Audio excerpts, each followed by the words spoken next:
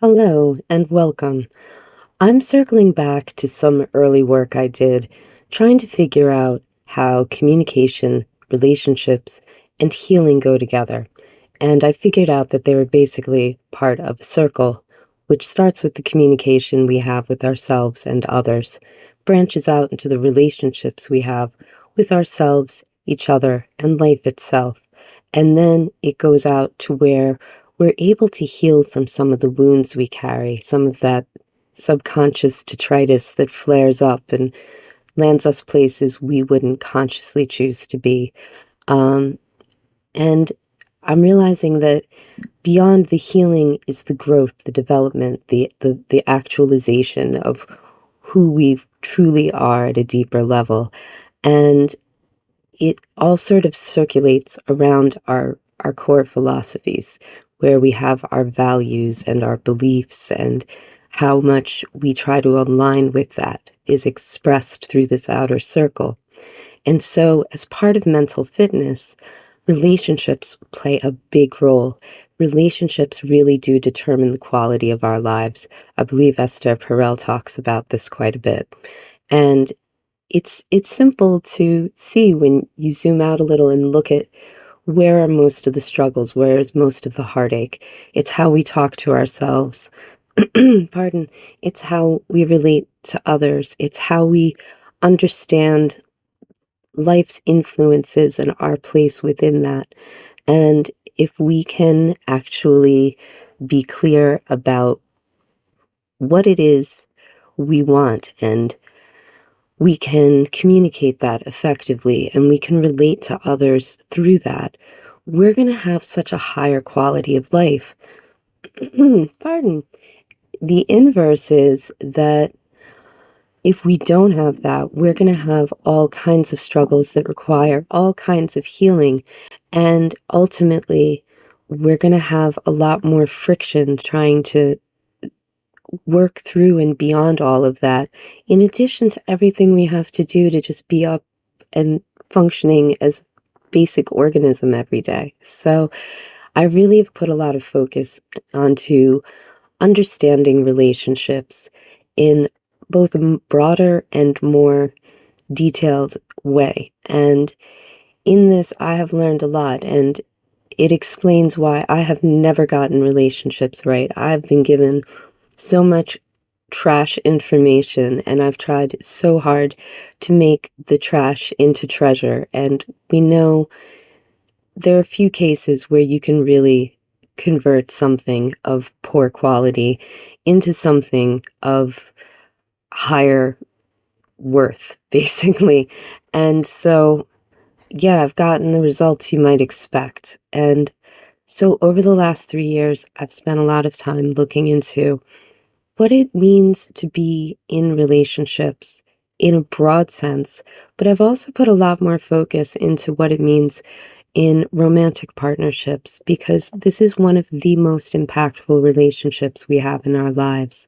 The first one is really with our parents or primary caregivers, and that is then that network we use, the neural network we use to bond with our parents, is then repurposed to be used with our romantic partners. So it signifies that there's a distinction between these relationships and other relationships we have. And of course, we know there's hopefully a big difference between the relationships we have with our parents and our romantic partners. But like it or not, these sort of come together in a number of ways, in the sense that we learned how to understand ourselves in relation to others. We learn to understand love and belonging and safety, and how to have a place and get our needs met through our childhood experiences. And then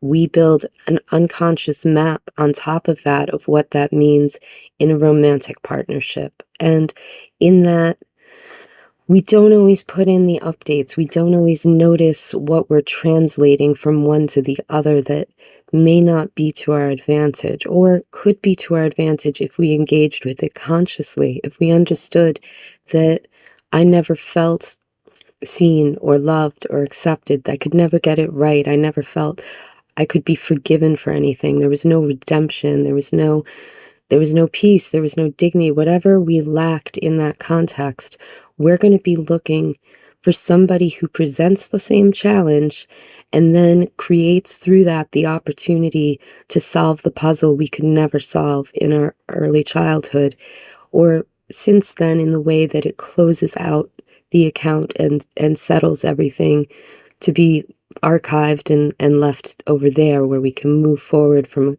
more of a clean slate. And so, yeah, we're going to be seeking this out, and we're going to end up choosing people who are not necessarily great for us because of this. Then, to compound the matter, we are taught to be wise in this kind of love. We're sold fairy tales and fantasies. We're hyper-stimulated and bombarded with the idea that we can have these wild, glamorous lives of endless options, right? Or we think there's a one true love and we're going to find that one soulmate and we're going to come together and it will all make sense magically and there'll be no work because we complete each other and we finish each other's sentences and it's just so magical. And look, I believe there should be some magic there and there should be some of that ineffable kind of synergy that happens when you are with the right person, but that doesn't mean there's not going to be a series of challenges ahead of you, a share of work to do, a certain amount of refining and maturing our thinking about these things is required to come into where if we're given that chance with a person, we're coming at it correctly. And I realized that I needed to start over. Like, hi, I'm new here. I know nothing about this. What do I need to learn?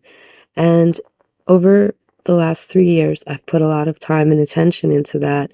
And I didn't really realize how much it had actually built a new map in my subconscious until one day it just sort of started pouring out. This outpouring was prompted by one simple question as part of the work for a 30-day challenge I was involved with at the beginning of the year. As an aside, going back to 2017, late 2017, I discovered Richard Grannon's work, and it clicked so completely with where I was at and what I was struggling with and where I was trying to go that I went all in. Obviously, I used other work as well.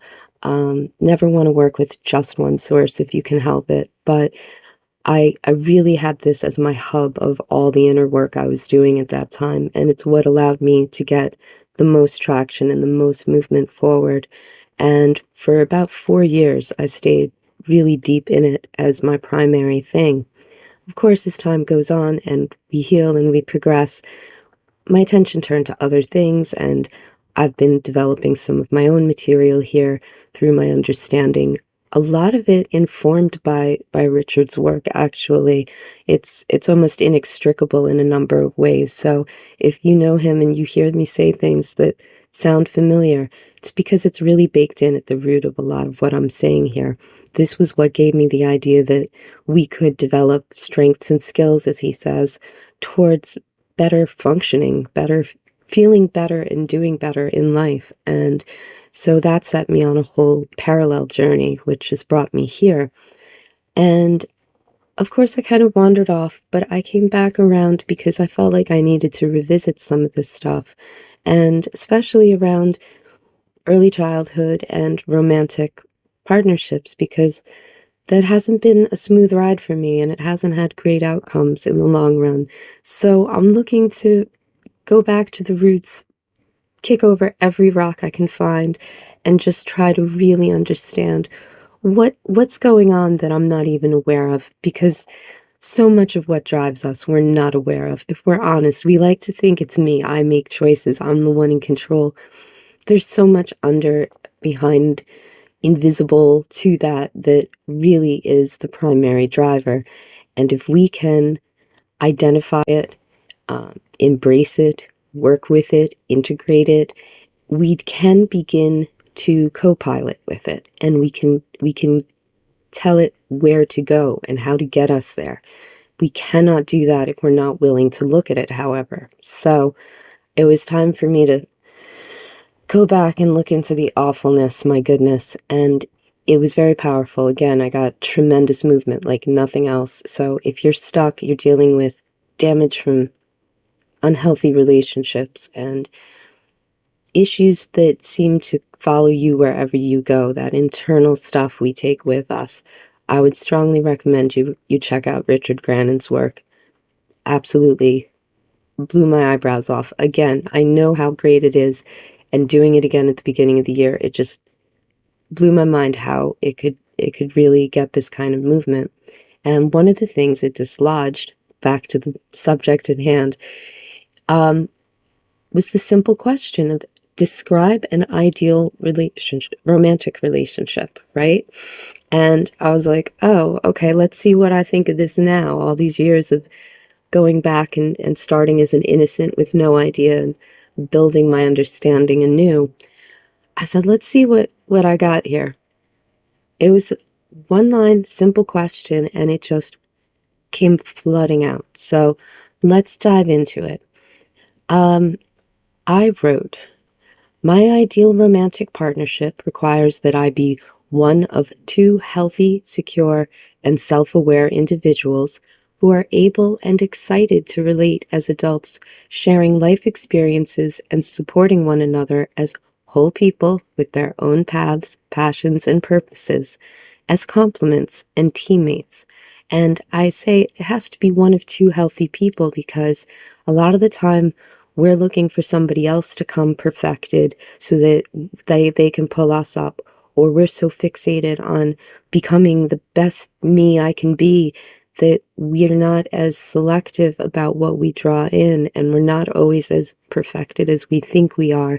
So we continue to transmit signals that attract people who aren't the best for us, and it continues to impair our view, our filters of what we allow in, what we seek and draw in, even if it is unconscious. So you really do need to be able to identify you've got two people who are able to show up and be well adjusted enough to deal with the messiness that is being human, because you're not going to be fully healed, and neither are they. But through the relationship, you can heal those parts if you come with your other business well enough in hand to say, here, this is the kind of crazy I am. This is what I'm doing about it. This is how it's not going to be your problem. And if it is, here's what we do about it, right? Very, very simple kind of checklist, pre-flight checklist to know that you are dealing with the right person and that you're showing up as the right person, because we need two healthy people who are about this. All right, that's the first paragraph. Let's not get lost in the weeds yet. All right, I go on to say, we take time to really know, understand, and embrace one another as complex and flawed people and make sure that we and our lives are compatible. And again, you're not going to have a perfect match ever, but you need some foundational compatibility. And to understand that you really need to spend time and understand that neither of you is perfect. They're not perfect. You're not perfect. It's not going to be perfect. But to know that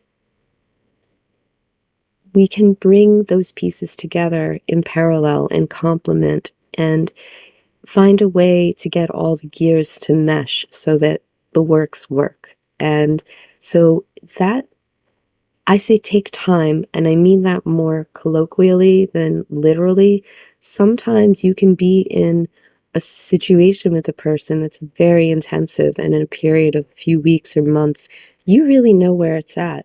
You can also know a person for years and years and still be like just scratching the surface of certain areas. So you don't know what amount of time, but to understand there's a process, to take to take the time to engage in the process, to vet and validate what it is you think you see there and what you think is possible. We're always in such a rush. We're always like racing to some finish line of like, you know, get a commitment, define the relationship, like be in there, get get a house together, get married, have children, at least adopt a dog together. Like we're always moving towards these milestones.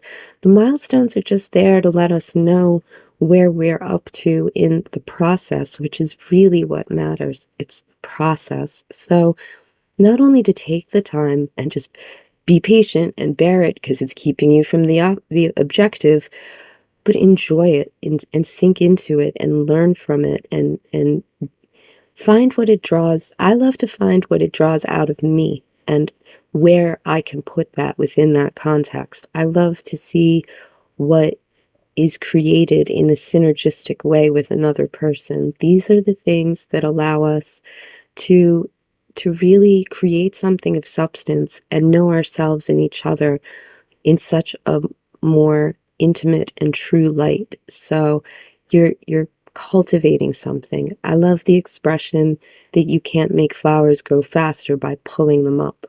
This is that. And so when I say take time to know and understand and embrace one another, to sink into that as if that's the destination itself, even though the destination keeps rolling forward with the process. So, all right, two paragraphs and I'm off again. Um, we remain curious and continue to learn about each other as life progresses and circumstances change. There's no, I found the one that, like this object that has this shape fits this object that has that shape, and now it's clicked in and it's solid and it's good for forever. No, it's two organic beings in dynamic flow with each other and life and themselves all the time. You got to be able to meet each other as who you are, where you are, as that arises, and learn how to work with that. Dig down to know each other in your one another's essence, so you know who the core person is. But we show up as different people at different times. That's how this works, and I think that in accounting for that, we can create more room for more of who our partner is and have more space for more of who we are. And maybe through creating that expansiveness, that capacity, we actually fill that out as we go too. So it's wonderful to stay curious. Don't be like, yeah, I know this person. I know how they like their coffee. I know what they look like when they wake up. I know who they vote for. And I'm like, okay, cool. But like, do you know who they are in this 10 minutes? Can you meet your partner here in these 10 minutes? Can you show up as who you actually are in this right now and trust your partner to see you and receive you and love you anyway, even if it's not your most ideal state? So yeah, remain curious and continue to learn, because life will progress and circumstances will change. All right, moving on. Our relationship is characterized by abiding trust, mutual respect, abundant affection, and shared delight. These are some qualities to me that don't get enough airplay, but I guess we talk a lot about trust and respect, but I think we skip out on affection and delight. Like maybe it's just a given, but I think it's important to give it a name and factor it in to say that that is a huge part of having a romantic partnership. And I see people who have a lot of the other components, but they don't have that. And it's like a zombie relationship. It's like it's kind of dead. It's not dynamic. It's not alive. It's not happening now. It's just kind of based on, oh, at one point I kind of liked you and we trust each other and we respect each other, so we just keep going. But affection and delight, they're so important, and it's almost like another party in the relationship you have to take care of. You have to feed that and give it its space and its time. So yeah, that's a positive aspect to be moving toward. And Yeah, trust and respect. That's the skeletal system of the relationship. The relationship depends on that. You take that out, it's a jellyfish. Um, okay. I go on to say, this is made possible by the security we offer one another through our transparency, integrity, and clear communication. This is an ideal because none of us are perfect. Again, let's just keep remembering no 100% on this test. You just can't score 100%. But we hold an ideal and we move toward that. And we're really still trying to pull some high 90s on this, right? So, yeah, if we're able to be open, like, sure, go ahead, check my phone. Now, do you have a personal journal where you can keep your own private thoughts? Having a little bit of privacy within a relationship is healthy and normal, but it shouldn't be that your partner can't see your text messages, right? Like that's and you shouldn't want to have to look at your partner's phone either. There's a balance here of like, I know if it mattered, you'd show me your phone and I wouldn't see anything. So I don't even think about it or worry about it, right? It's that kind of level of being able to say we have good transparency. I tell you what's going on in my life so you have a context for understanding how I'm showing up right now, right? I can tell you that I'm having a change of heart about something. So if I'm coming in a little different, you understand that there's an emotional component shifting within me and we can try to align to that together. Transparency is not just about not being deceitful. It's also about being um, proactive, forthright, saying, I think you should know. Like, if I were in your position, it would be helpful for me to know this. Let me tell you what's going on, or in some way demonstrate something that is helpful to fortifying that trust and understanding. So there's that. Integrity. I could do a whole video on integrity in terms of being able to identify our values and work to live by them. We need to have integrity and we need to be with people of integrity because part of that is being self-led and self-accountable. We say, I've committed to this, I'm going to do this, whether there's a consequence or a supervisor or anything. It doesn't matter. I'm out here alone. Nobody knows whether I'm doing it right or wrong, but I'm doing it right because I've committed to this. This is my integrity. I take care of this. And that also reflects that a person has a good locus of control within themselves, that they say, I have power over myself, my actions, my choice. I don't need people to like make me behave correctly. I choose what that is, and then I abide by that because that's how I live, regardless of any other person or circumstance. So that's the integrity.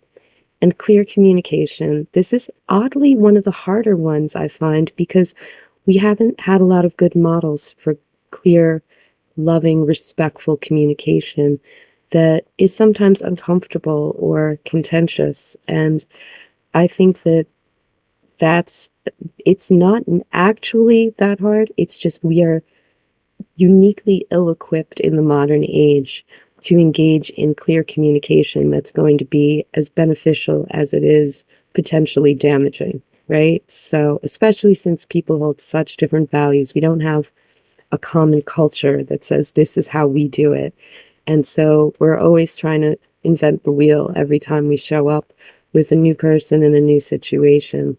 And so it is challenging, but it is essential. The more we can communicate clearly with one another, the more we can create understanding and peace of mind, which fosters the trust, which supports the respect, which encourages the integrity. This all flows together as one suite of how would I describe that? Values, traits, aspects. I don't know. It's one suite of good stuff. There we go. Anyway, um, and this goes into conflict. We are able to have and effectively resolve conflict without any loss of love, respect, or security. Right? This is so key. We tend to think that conflict is a problem. It's something we don't want, but we really do need it to be able to get realigned with ourselves and each other within relationships. And it doesn't have to be aggressive, hostile, disrespectful. In fact, good conflict is not that. Good conflict is about preserving the love, the respect, and the security you have with another person. And it's not about winning. Then you're not on the same team. You're opposing teams. If one person's trying to beat the other, win the argument, you're not on the same team. You're not in a partnership. You're opposition. And if you're going to be inside of it, your teammates around protecting that love and that respect and that security. And you understand that conflict actually does provide for that. You understand that you can say, look, I'm having a different experience or perspective from you right now. And I'd like to sit with you and get around that together so that we could get realigned and be able to really course correct for that. That as we go forward, we're not building resentments and misunderstandings throughout that will erode everything good that you have with another person. Let's continue on. We continually work together to further ourselves and support each other as individuals while fostering the relationship between us. There's a few things baked into that. We continually work. It's an ongoing process. You don't get it done, check it off, and then your partner unit just runs smooth forever. Yeah, your car doesn't run smooth without maintenance, so your relationship's not going to. This is just how it's put together and how it works. So you got to realize that this is a piece of it. Another thing within that is that we are working in parallel to further ourselves. We're not trying to change each other, but we are trying to develop who we are with someone walking parallel along that path, right? And also we're looking to support each other. So we're both on a path, going in a direction, trying to do a thing. We come together in that journey. And if one of us stumbles, the other will say, hey, come here, lend a hand, get up, let's go. Keep it moving, right? Or somebody gets hurt, you stop and you tend to the wounds and you make sure they're feeling okay. If somebody's tired, you say, okay, I'll take a rest with you. Let's pause. Or I'll go ahead and set it up while you rest, right? You have that partner along that path. And yeah, at the same time, you're fostering a relationship between two of you because you are doing this. You're growing as individuals and supporting each other, and that continues to foster the relationship. The relationship is how you do that part. So that's a big part of it. We establish space within our relationship as a haven from the havoc and hassle of daily life and share in comforting each other. That's what I was just saying, is that we want to go in and be that safe space for another human and have that person be our safe space where we can go as who we are with all our victories and defeats, and it's okay. We're welcome. We'll have someone to celebrate with. We'll have someone to lend us comfort, right? And sometimes it's just having somebody's presence there is sometimes all we really need. And recognizing that the relationship is the space for that and a provider of that. And that's why we work at it and nourish it, because then in turn it nourishes us. And we're back into the circuits I love to talk about. Get the circuit flowing and the lights come on, right? This is my concept of how that might work. I haven't applied this successfully, but I'm hard pressed to make a case against these claims. Because I've been playing devil's advocate. I'm like, is that so? Is that true? Did you see that in a movie when you were a teenager? But it's really knowing, like, no, this, from everything I can see, from observing people who do have healthy relationships, from having had healthy dynamics at times with people and knowing how that feels internally, having followed the work of people who give their whole life to dating, relationships, marriage, they really know their stuff. I listen to them. This is a lot from what I've learned along that path. But it's also creating that space. That space is so important. It's understanding a relationship as a haven. It's where you go to be mostly fully you, because let's have mercy on one another. Being 100% unfiltered with another human being is not loving. That's too much. Um, but but to be genuine, to be actual in this moment, this is who I am and how I'm feeling, even if it's not consistent or flattering or delightful. You have this place you can go with another person and be that and let that be okay. And the healing power in that is just epic. It's so profound how really just being able to be with another person as mostly who you are makes it okay to be mostly who you are, and then maybe a little more of that. So I'm a big fan of this one. Um, let's see, where are we? We encourage each other's curiosity, fan the flames of one another's drives, give ourselves completely to passion, adventure, and play, fulfill each other's desires, and gracefully flow together with the changing tides of life. Right? We bring the good stuff. It's a long-winded way of saying bring the good stuff. Don't phone it in. Show up and bring that energy. Own it. Like, look a fool doing it. Be like, I don't care. This is how I feel. This is what I got. This is what I want to give and get here, right? And be curious and understand the joy and fumbling through as if it's a dance. It's not to get from one point of the floor to the other. It's to dance the dance. And this is that part. This is being able to gracefully flow together with the changing tides of life. Because again, life is going to change, and you need to know if you can ride those different currents together. So I like that one. Um, here's a more substantial one. Anyway, this one's a little more meaty. We create a shared legacy through our ability to combine forces or create space to build something of substance and value in the world, and by sharing the richness of that process and the fruits of our labors with a wide and diverse world of others. So, what we're doing is we're creating something of our own, and then we're bringing what we each create and creating another thing. And in that space, what emerges from that richness that emerges from that, we have to share with other people. And then that impacts, pardon me, the communities we have and the influences that other people have on us, because that's going to have a lot to do with shaping and influencing the relationship too. It's who are your friends? Who are the people you have around you? What role does your extended family play, right? Got to think about this.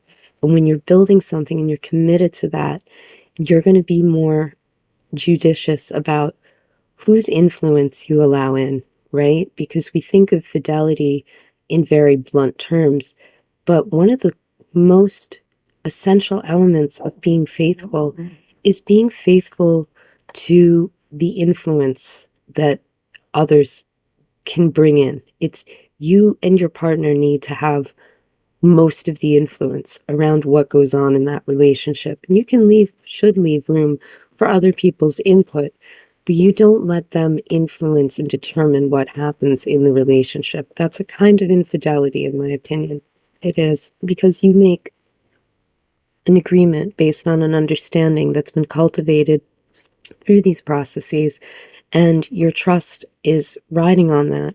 And if you let another person come in and change your thinking, and you say like, yeah, I was talking to my friend, I changed my mind, I don't want to do this.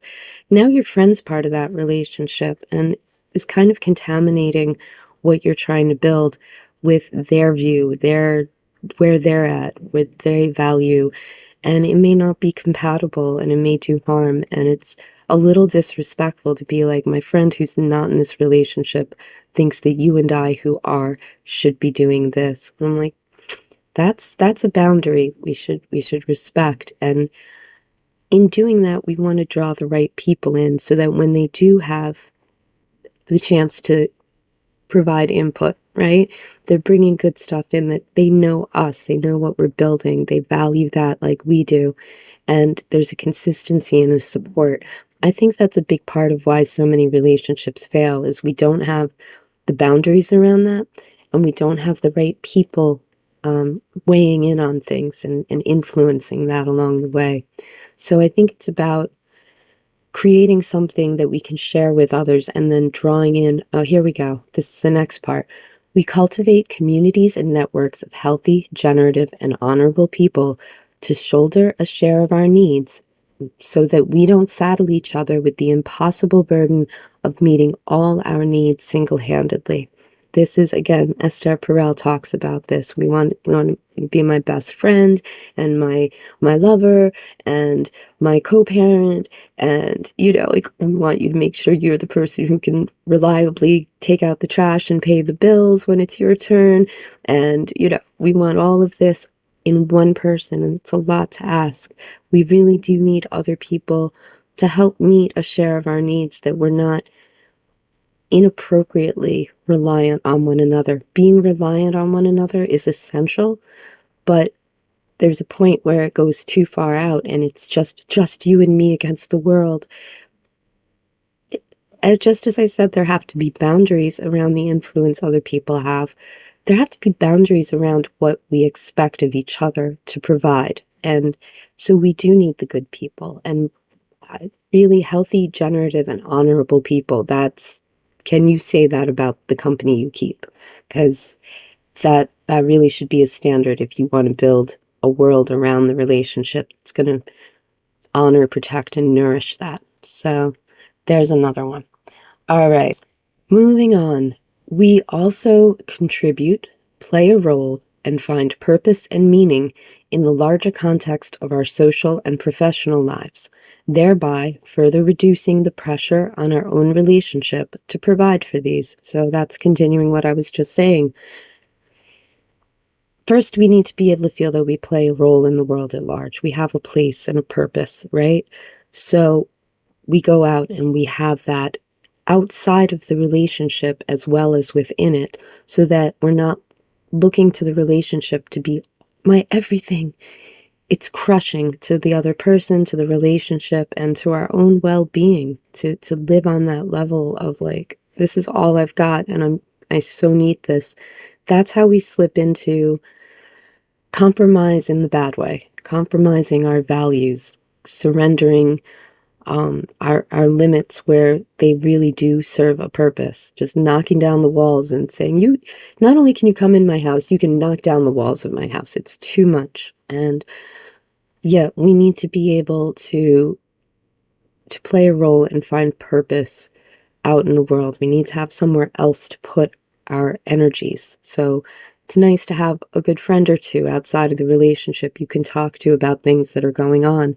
So you're not talking your partner's ear off till they're like, is she still saying this? Or oh my God, he's still on about that. You don't want to make a person weary and wear them down. You want to be able to go to a friend. If we have that and we're giving and playing a role and finding purpose and meaning in that, we're going to put so much less pressure on the relationship and our partner, and it's going to be a lot easier to keep the books balanced in a sense, because you're spreading it out. All right. Within our bond, we both work to guard the castle walls and gate, provide for our own, each other's, and the relationship's needs, and value the gift of our partnership and the presence of each other in our altogether too short lives. Yeah, this is another part of it.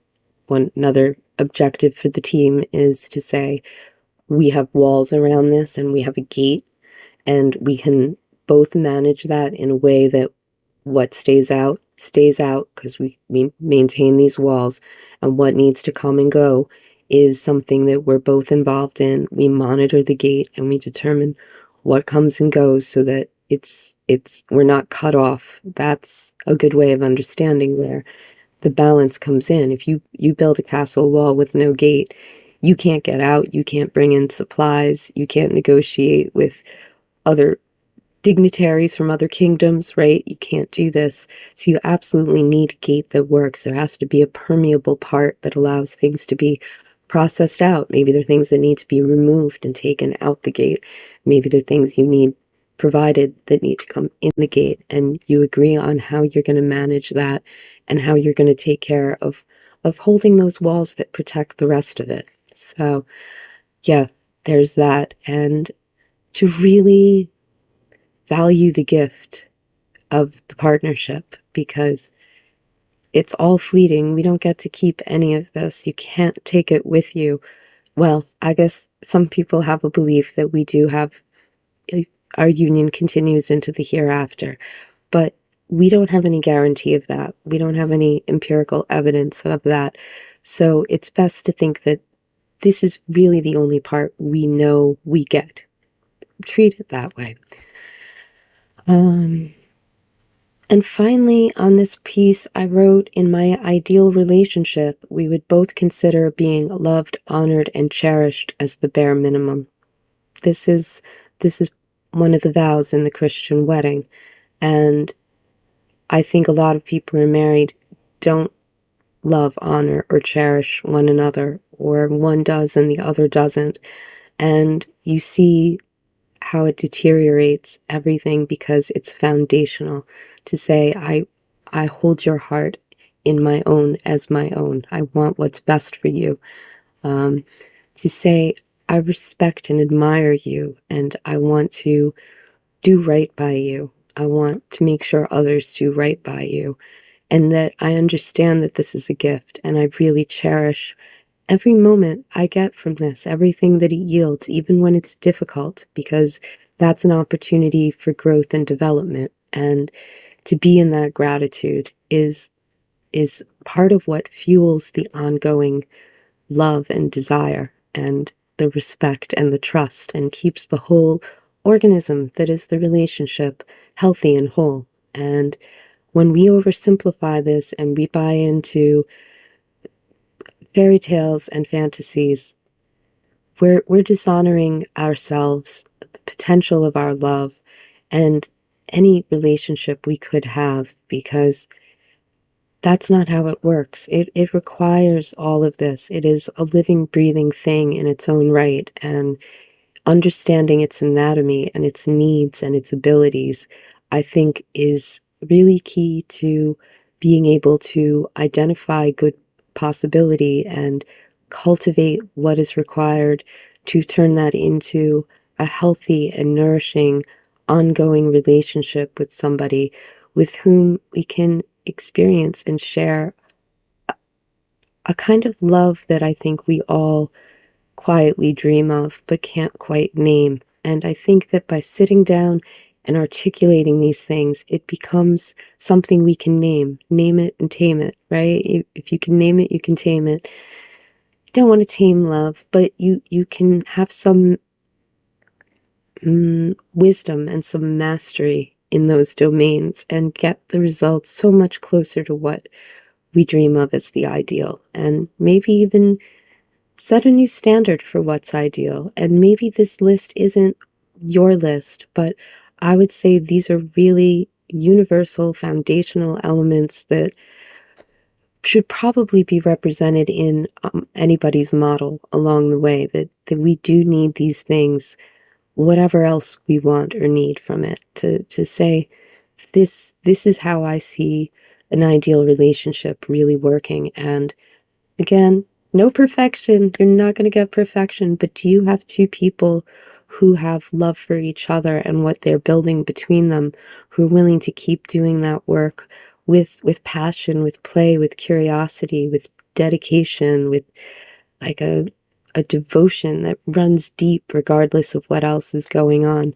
Because I think it's in that we're able to really have the most of what this offers, and by extension, be the most of who we are, and ultimately live the richest, fullest lives possible. So this is one piece. I have a bunch more stuff, and I'm thinking I might follow up to get into some of the other pieces I've written and explore them as well. But this is already a bit long-winded, and I think we covered a lot of ground here, so I'm going to stick a pin in it for now, and hopefully I'll be able to get back and talk a little more about some of the other exercises I've done around this and what I think they've yielded so far. All right, well, yes, love, the eternal mystery that has perplexed and fascinated humans for millennia, plural. And we're not going to get it unraveled today, but I think that giving it time and attention like this helps create a functional understanding that sets us up for greater success. And I'm always wishing for greater success, and I'm always trying to find ways to actively create that. So that's what I've got toward that for now. And as always, I appreciate you coming along, and I hope this is of some value. And I'll look forward to seeing you in the next round. Okay, thanks so much. Take care.